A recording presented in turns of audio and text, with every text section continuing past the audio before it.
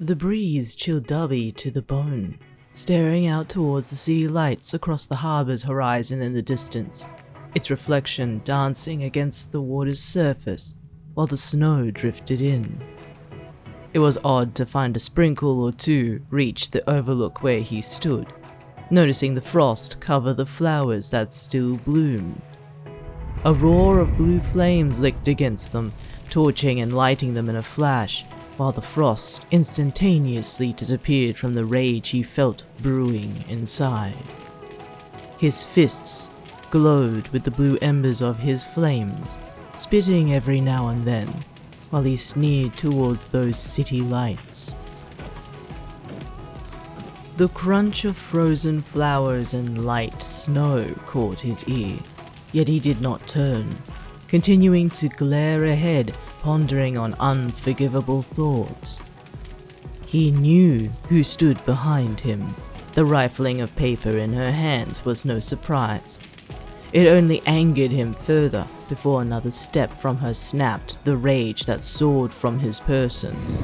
His large hand, still aflame, reached from behind, grabbing hold of the doctor's white coat and roughly holding her up on her toes, staring into her deep violets that illuminated against his flames.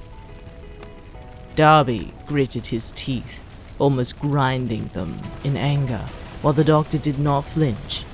She only smiled genially and gently, allowing this torrent of rage to flood in with an intense heat.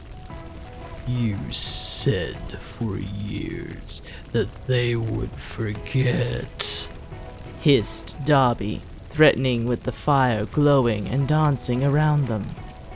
I'm sorry, Dabi.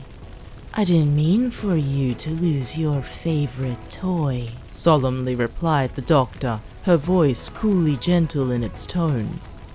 It did not deter or soften the anger within Dabi, throwing his arm into the air alight with the heat of his flames blasting into the night sky. The heat, the flames, the tumultuous rage that flowed from Dabi still held no effect on the doctor, while her coat singed slowly in the palm of his hand. She only raised her own, her fingers gently brushing past his flames and pressed against his burnt and crusty cheek. She felt the burn and the heat, the pain stinging and licking her skin, only for it to disintegrate and reform in a glowing golden light, as if her body was a spectral figure. Still with fingers placed with a gentle touch on Dabi, they too illuminated with a golden light, pinpoint against the temples of his head. A sudden surge of calm washed through him, unable to resist against this tidal wave that doused his flames. His rage began to wane. The light of his bright blue eyes began to dull, soon staring blankly into the doctor's, whose smile widened at his empty and now calmed demeanor. You are in control. Only to me, she ordered with a whisper. The blue flame sizzled out from his arms, leaving Dabi now oddly calmed and compliant. Yet frustration now brewed in its place, unable to release his anger the way he wanted. He stared angrily at the doctor, sneering with a raised lip while she fixed her now burnt coat, the sleeves no longer existent and the singed frayed threads now potted along its fabric. You'll get your revenge. It takes time, she reassured, turning her back on the man still smiling deeply to herself. She disappeared into the dark of the bunker, situated on this lone island amongst others outside of the harbor, leaving Dabi alone with his thoughts, unable to take his anger out on her, let alone destroy her there and then. He clenched his fists, feeling his nails almost dig into his skin while that warm, familiar sensation trailed from the staples beneath his eyes. He couldn't understand this feeling that now replaced the rage. His vexation felt morphed and directed elsewhere, yet it still derived from the one person he oddly cared about. you. Years of putting in effort to groom and mold you into a perfect weapon along with him felt empty of purpose, now that you had disappeared. There was no surveillance on this island for him to follow your tracks. Unlike the previous headquarters that had been infiltrated by some outside force, one that the front are now fully aware of the culprit behind them. Years of staying with the front only impeded on his true goals, those that had been left overdue to grow and fester in place. Turning to face the city once more in the distance, past Endor docks that housed tugboats and ferries alike, he wiped the blood from his face, cooled from the winter chill before spraying it onto the frosted flowers below his feet. He questioned his tears, wondering if he felt it for his years of self-torment and slow-burning passionate need for revenge. Or for you. Any luck on Boo Boo? Chirped Himiko with a curious look in her golden eyes, peering at Dabi's now nonchalant yet frustrated expression. Shut up, he responded, not once turning to look her in the eye, avoiding any sign of the blood he smeared earlier.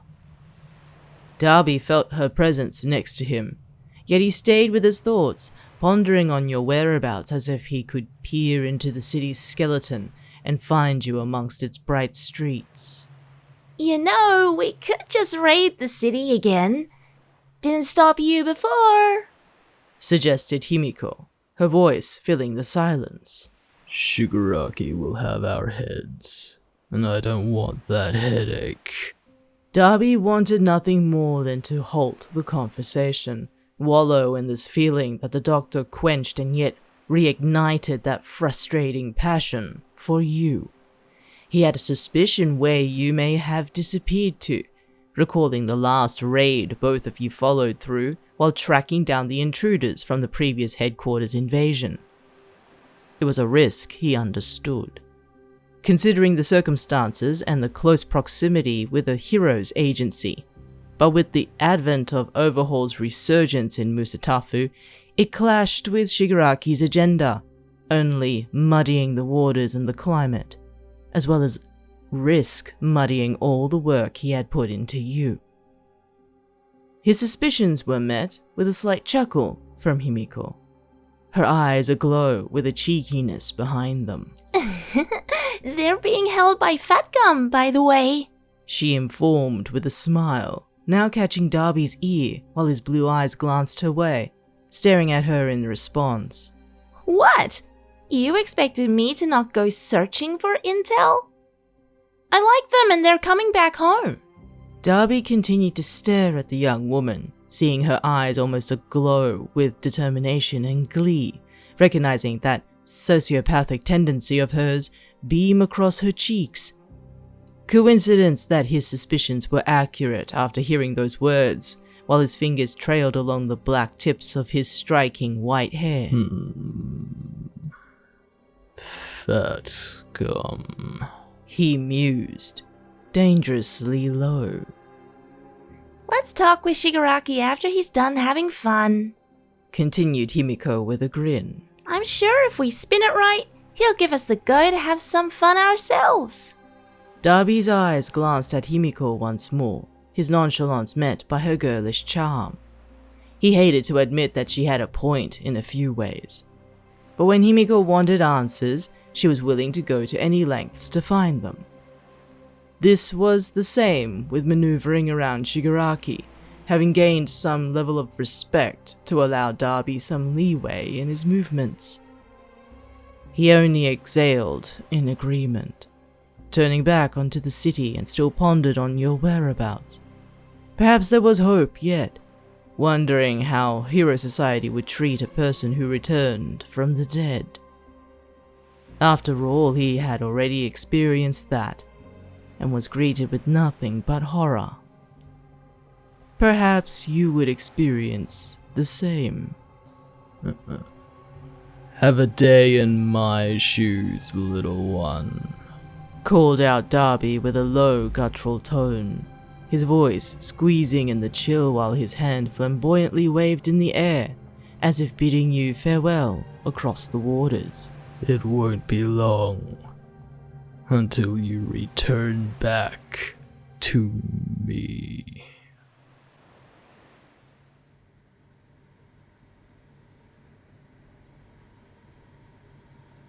A shiver ran up your spine, not from the cold of the room, but from something else lurking in the back of your mind. You swore you felt something breathe down your neck, but all you could do was stare at an empty wall, weighted down by the handcuffs that bound your arms. You were left with your thoughts in the quiet, only with the memories to keep you company. However, the memory to surface only reminded you of the beginning. Hours before, you were sitting in this office for far too long for your liking.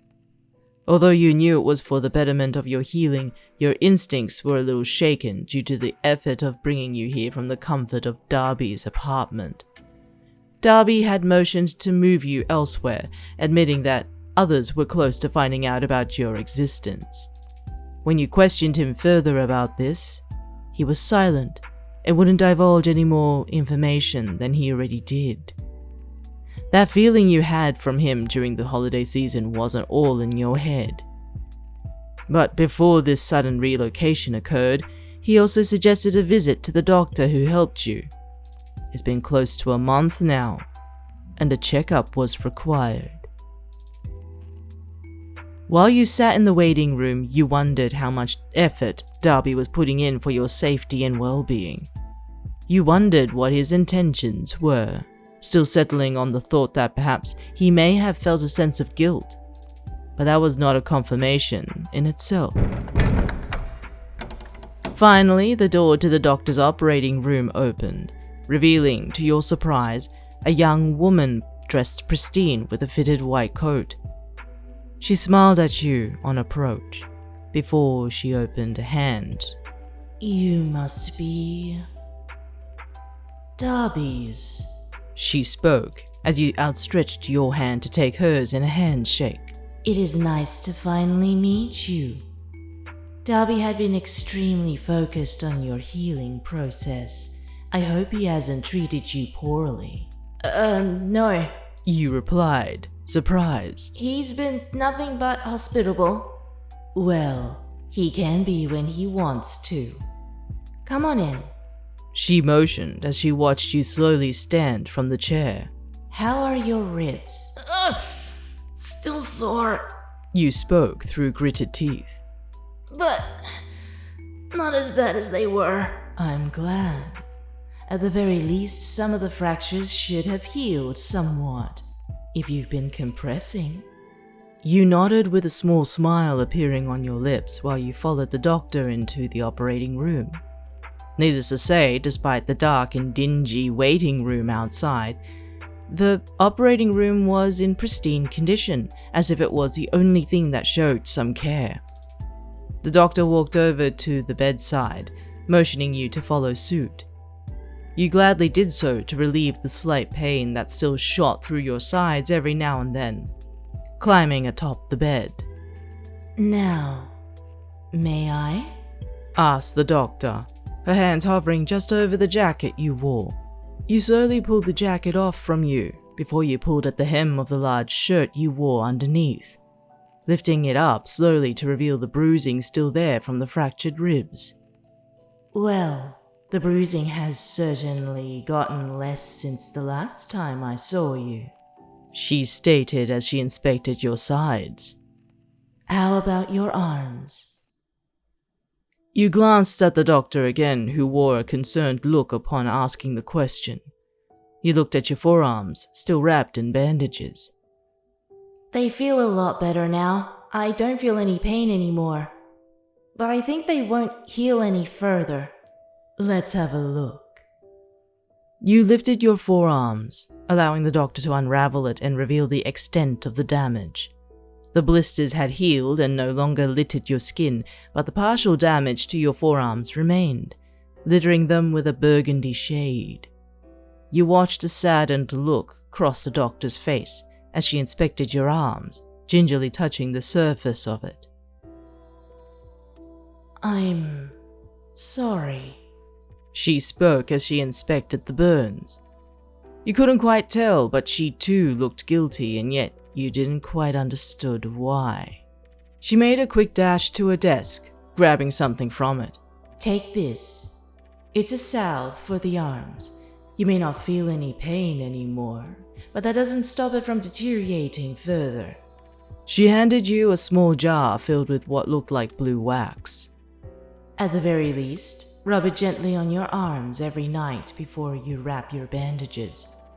It may help with bringing some flexibility in your skin tissue at least. You inspected the blue substance in the jar, piquing your interest. Blue flowers? You asked softly, catching the doctor's attention.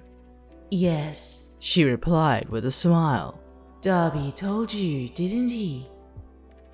You nodded in reply, while the corner of your lips curled upwards from the thought. Give him my regards, the doctor continued.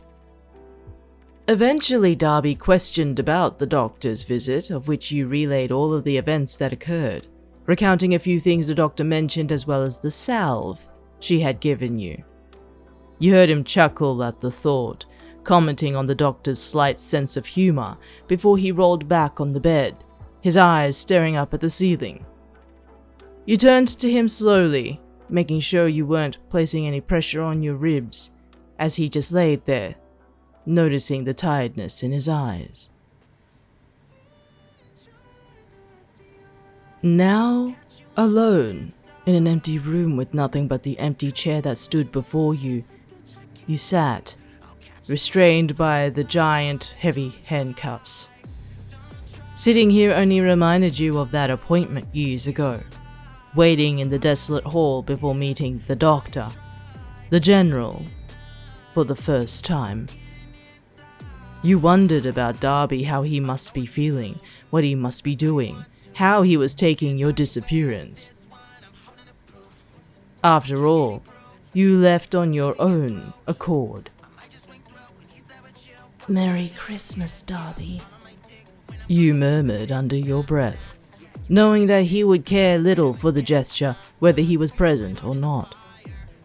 With nothing but memories keeping you company, you were interrupted by the sound of the door creaking in the empty room, a reprieve from the torment you felt. But knowing where you were kept away from the public eye and Fat Gum's agency, you knew who decided to visit you this Christmas Eve, eyeing the cloak that flapped behind him.